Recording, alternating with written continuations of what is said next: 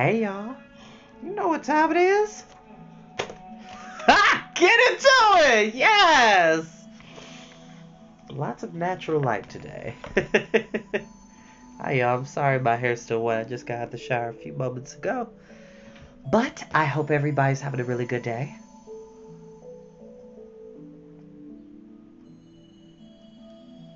And I have more mugs, y'all. I just love to use this one. And I am definitely super early. Well, not super early. It's like 6:56. I said 7:30, but I'll just give everybody time to settle in. And once this is over, then everybody can watch it at 7:30 and enjoy it. But I hope everybody is enjoying themselves. Love my new tank top. Yay.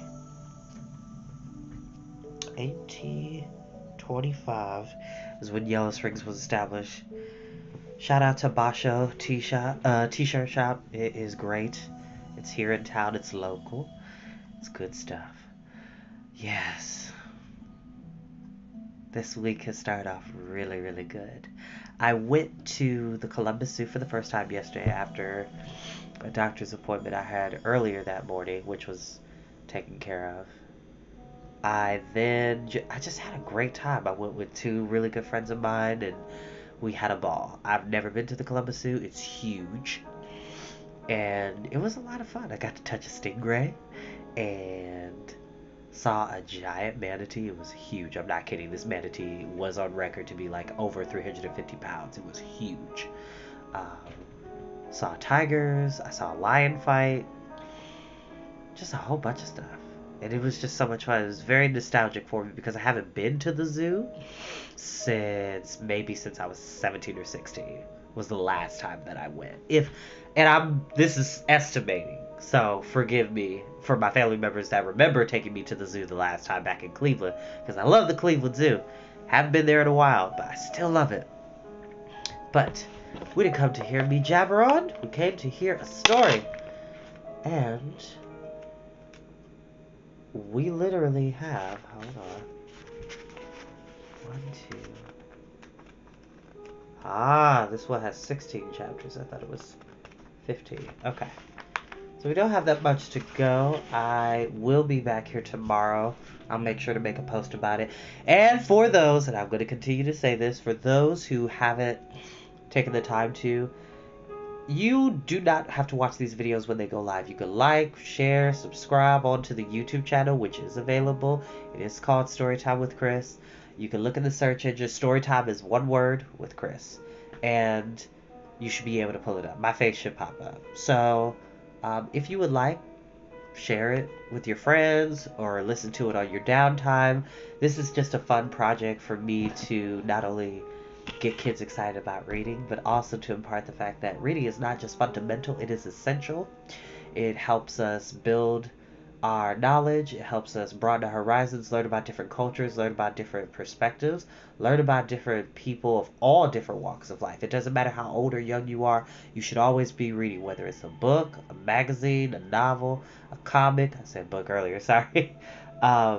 You should always be reading, because one is always capable of learning something new every single day, no matter how old you get. So keep cultivating those minds. But without further ado, we will begin. Last time we were here, which was kind of cinematic actually, because we're on chapter 13. Last time we were here, the Dawn Treader, the crew, and Lucy and Edmund and Eustace and Caspian and Drinian had gone into this dark mass of darkness. It just was pure, unbreakable darkness. And it was this island where one's dreams came true. Now that may sound well and good, but it's an island that makes your dreams come to life. So that includes nightmares. So whatever you can think of, whatever horrible idea you can daydream about, it will come to life on that island. And they saved the Lord Roop, is one of the 7 lords that they've been looking for. And there are 3 lords left that need to be accounted for. And now they're on a continued journey with some help from Aslan, who shows up at the right time. And thank you all for bearing with me as we continue through the Chronicles of Narnia, because the next book is going to be The Silver Chair. It's just gonna be great. It's gonna be fine. Without further ado, we will begin.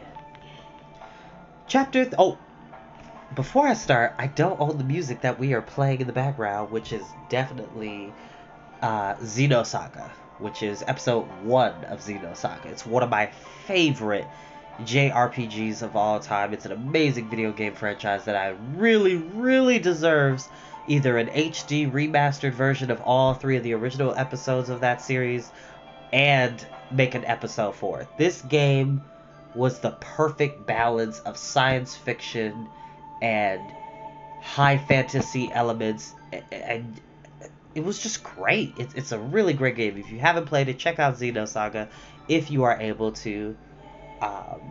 It is not, to my knowledge, it is not on the PSN network. But if you go look on Amazon, if you can find a copy, if you have a PS2, you will not be disappointed. Chapter 13. The Three Sleepers. The wind never failed, but it grew gentler every day till at length the water were little more than ripples, and the ship glided on hour after hour, almost as if they were sailing on a lake. And every night they saw that there rose in the east new constellations which no one had ever seen in Narnia, and perhaps, as Lucy thought with a mixture of joy and fear, no living eye had seen it all. Those new stars were big and bright, and the nights were warm. Most of them slept on deck and talked far into the night, or hung over the ship's side, watching the luminous dance of the foam thrown up by the bows. On an evening of startling beauty, when the sunset behind them was so crimson and purple and widely spread that the very sky itself seemed to have grown larger, they came in sight of land on their starboard bow. It came slowly nearer, and the light behind them made it look as if the capes and headlands of this new country were all on fire. But presently they were sailing along its coast, and its western cape now rose up astern of them, black against the red sky and sharp as if it was cut out of cardboard. And then they could see better what this country was like. It had no mountains, but many gentle hills with slopes like pillows. An attractive smell came from it, what Lucy called a dim purple kind of smell, which Edmund said was rot, but Caspian said, "I know what you mean." They sailed on a good way, past point after point, hoping to find a new deep harbor, but had to content themselves in the end with a wide and shallow bay. Though it seemed calm out at sea, there was of course surf breaking on the sand, and they could not bring the Dawn Treader as far in as they would have liked. They dropped anchor a good way from the beach, and had a wet and tumbling landing in the boat. The Lord Roop remained on board the Dawn Treader. He wished to see no more islands. All the time that they had remained in this country, the sound of the long breakers was in their ears. 2 men were left to guard the boat, and Caspian led the others inland, but not far, because it was too late for exploring and the light would soon go. But there was no need to go far to find an adventure. The level valley which lay at the head of the bay showed no road or track or any sign of habitation. Underfoot was fine springy turf, dotted here and there with a low bushy growth, which Edmund and Lucy took for heather. Eustace, who was rather good at botany, said it wasn't, and he was probably right, but it was something of very much the same kind. When they had gone less than a bow shot from the shore, Drinian said, "Look! What's that?" And everyone stopped. "Are they great trees?" said Caspian. "Towers, I think," said Eustace. "It might be giants," said Edmund in a lower voice. "The way to find out is to go right in among them," said Reepicheep, drawing his sword and pattering off ahead of everyone else. "I think it's a ruin," said Lucy, when they had got a good deal nearer, and her guess was the best so far. What they saw now was a wide oblong space, flagged with smooth stones and surrounded by grey pillars, but unroofed. And from end to end of it ran a long table laid with rich crimson cloth that came down nearly to the pavement. At either side of were many chairs of stone richly carved, and with silken cushions upon the seats. But on the table itself there was set out such a banquet as had never been seen, not even when Peter the High King kept his court at Cair Paravel. There were turkeys and geese and peacocks. There were boars' heads and sides of venison. There were pies shaped like ships under full sail, or like dragons and elephants. There were ice puddings and bright lobsters and glimmering salmon. There were nuts and grapes, pineapples and peaches and pomegranates and melons and tomatoes. There were flagons of gold and silver and curiously wrought glass, and the smell of the fruit and the wine blew toward them like a promise of all happiness. "I say," said Lucy. They came nearer and nearer, all very quietly. "But where are the guests?" asked Eustace. "We can provide that, sir," said Rince. "Look!" said Edmund sharply. They were actually within the pillars now, and standing on the pavement. Everyone looked where Edmund had pointed. The chairs were not all empty. At the head of the table and the two places beside it, there was something, or possibly three somethings. "What are those?" asked Lucy in a whisper. "It looks like 3 beavers sitting on the table." "Or a huge bird's nest," said Edmund. "It looks more like a haystack to me," said Caspian. Reepicheep ran forward, jumped on a chair, and thence on to the table, and ran along it, threading his way as nimbly as a dancer between jeweled cups and pyramids of fruit and ivory salt cellars. He ran right up to the mysterious gray mass at the end, peered, touched, and then called out, "These will not fight, I think." Everyone now came close and saw that what sat in those 3 chairs was 3 men, though hard to recognize as men till you looked closely. Their hair, which was gray, had grown over their eyes till it almost concealed their faces, and their beards had grown over the table, climbing round and entwining plates and goblets as brambles and entwined a fence, until all mixed in one great mat of hair, they flowed over the edge and down to the floor. And from their heads the hair hung over the backs of their chairs, so that they were wholly hidden. In fact, the 3 men were nearly all hair. Ooh, it's a very hairy werewolf. Hair is good. "Dead?" said Caspian. "I think not, sire," said Reepicheep, lifting one of their hands out of its tangle of hair in his 2 paws. "This one is warm, and his pulse beats." "This one, too. And this," said Drinian. "Why, they're all asleep," said Eustace. "It's been a long sleep, though," said Edmund, "to let their hair grow like this." "It must be an enchanted sleep," said Lucy. "I felt the moment we landed on this island that it was full of magic." "Oh, do you think we have perhaps come here to break it?" "We can try," said Caspian, and began shaking the nearest of the 3 sleepers. For a moment everyone thought he was going to be successful, for the man breathed hard and muttered, "I'll go eastward no more. Out oars for Narnia." But he sank back almost at once into yet a deeper sleep than before. That is, his heavy head sagged a few inches lower toward the table, and all efforts to rouse him again were useless.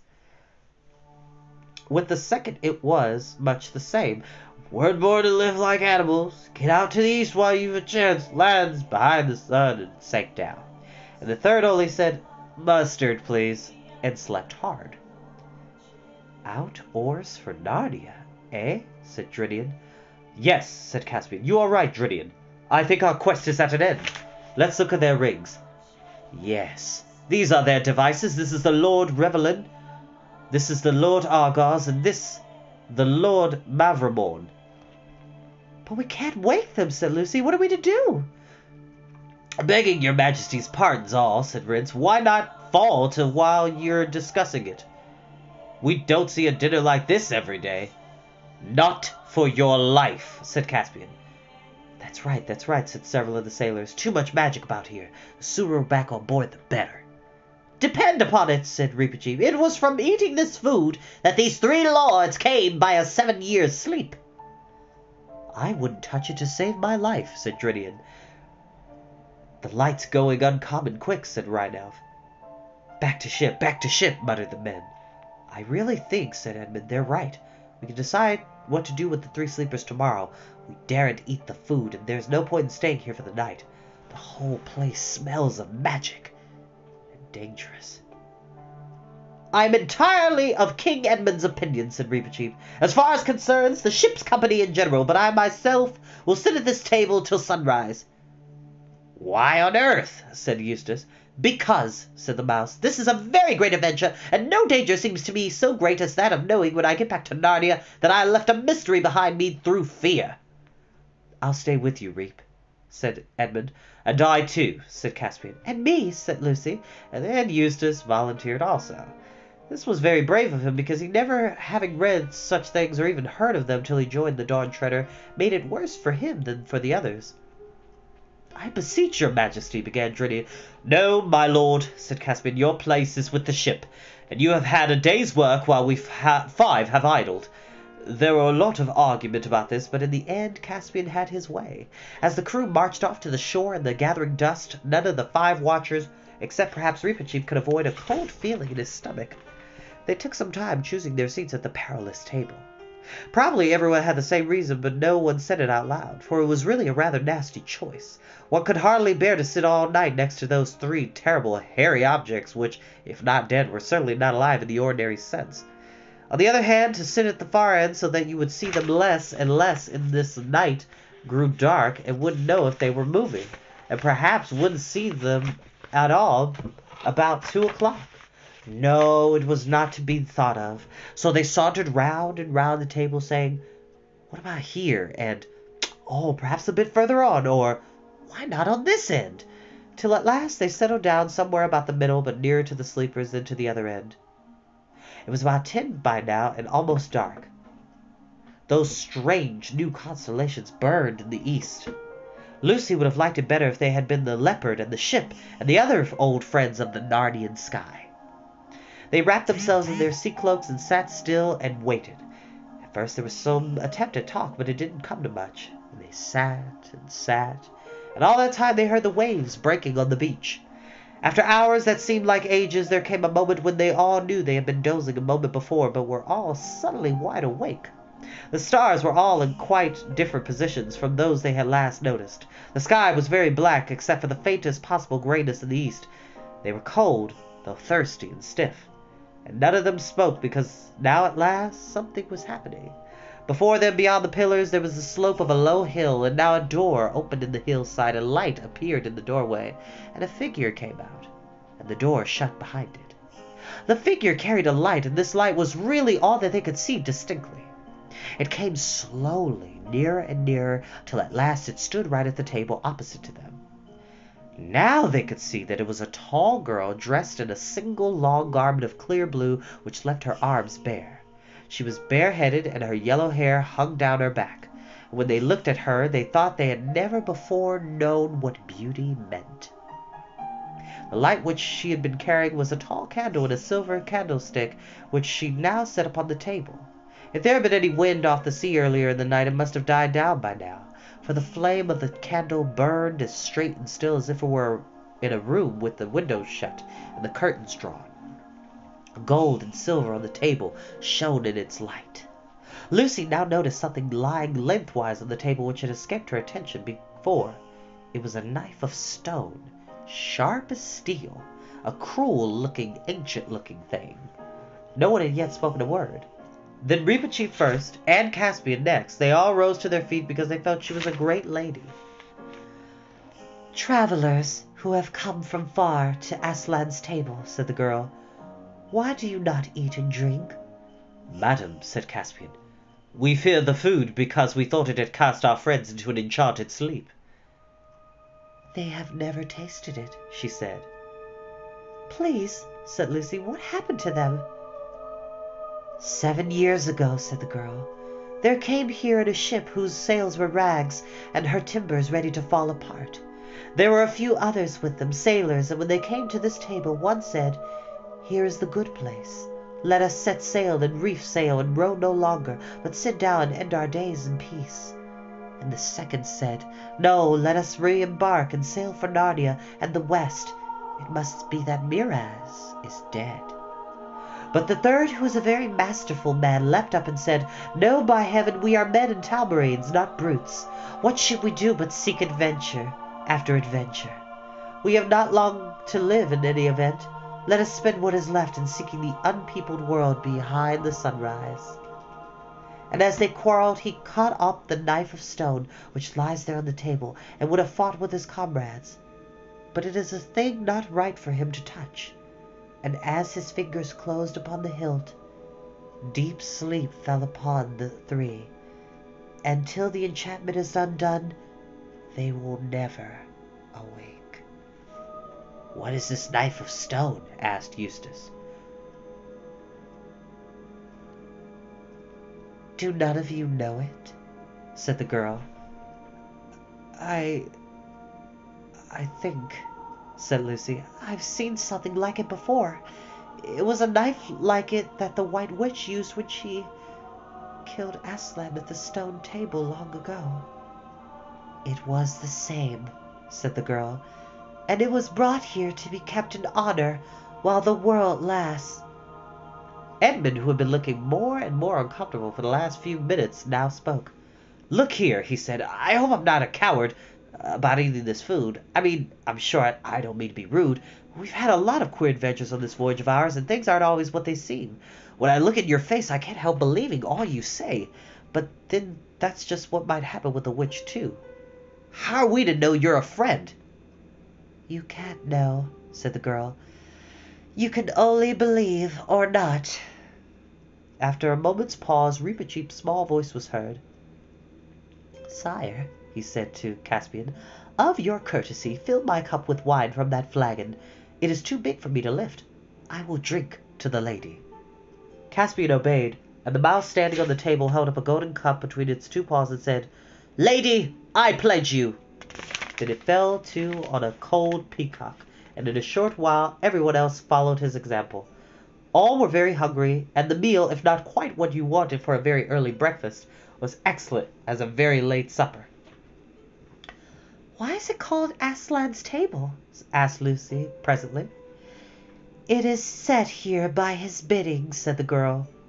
"For those who come so far, some call this island the World's End.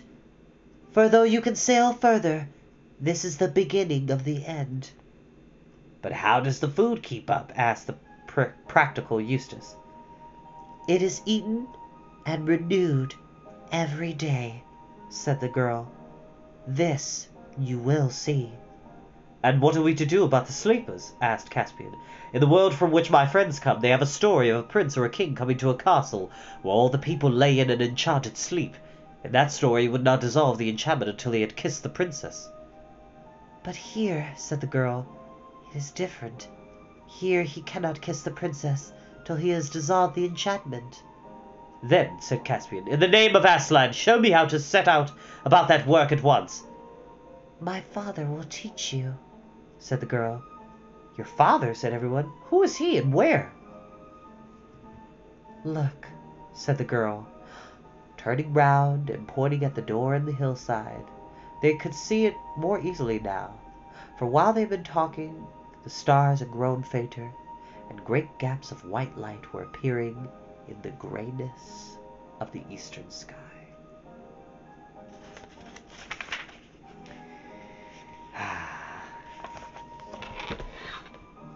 That is where we're going to stop today. I'll be back tomorrow, y'all. No worries. Thank you, Brandon and Brand. Two of my friends, Brandon, are on here. Brandon with an O and Brandon with an E. Y'all are awesome. Thank you so much for watching. And like I said, please share this with your friends. Please go to the YouTube channel and subscribe. I need 1,000 subscribers in order to go live on YouTube to post my videos solely on that platform, so everybody from Instagram and Facebook can be able to watch them. But who do you think is this old man that showed up? Because remember, Aslan's country lies beyond he is the son of the emperor beyond the sea. And the end of the world is where this place is set. The end of the world. So, I personally believe it's the emperor beyond the sea, but we will soon see what happens next time. Thank you so much, y'all. Y'all have a lovely night. I'll see y'all next time.